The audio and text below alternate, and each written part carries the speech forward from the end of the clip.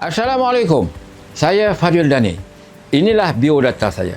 Jangan lupa share, like, subscribe saya.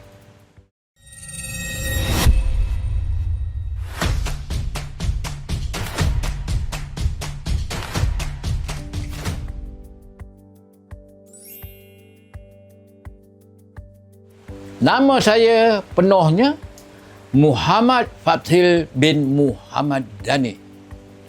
Saya berasal daripada Manjung, Perak.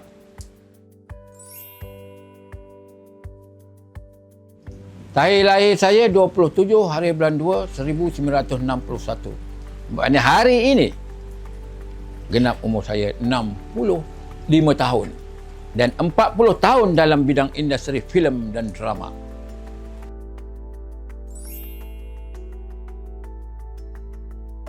Saya anak yang kedua daripada 18 adik-beradik.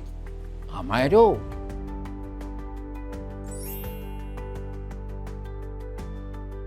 Hobi saya kalau bersukannya main badminton.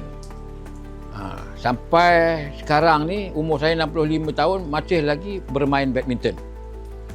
Kalau siapa-siapa yang berminat badminton nak main dengan saya, sila jumpa dengan saya. Boleh kita sama-sama bermain badminton.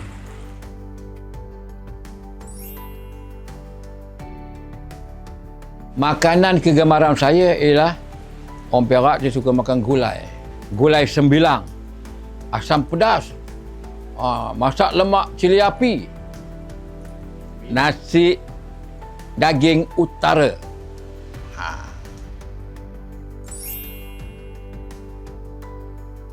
Minuman kegemaran saya ialah teh ais lemon.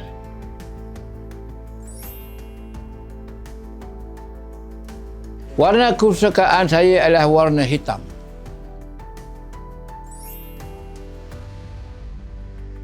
Idola saya dalam bidang filem ni ialah Tan Sri P. Ramlee dan juga seniman Nurdin Ahmad, Latifah Umar, Sa'diah Sarimah, dan Tan Sri Jin Samsudin.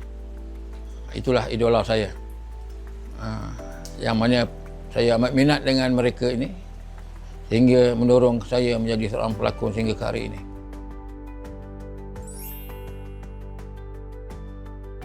Cita-cita saya kalau saya tak jadi pelakon, asalnya saya dulu nak jadi polis ataupun tentera. Tapi tak kesampaian masuk ke bidang ini. Pun cita-cita saya juga.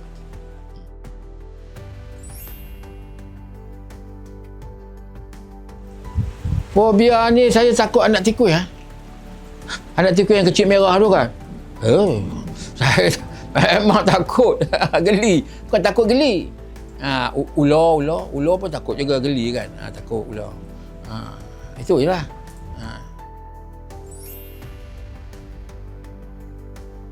Ucapan kepada peminat Fadil Dani, yang utamanya saya ucapkan terima kasih kepada peminat-peminat saya.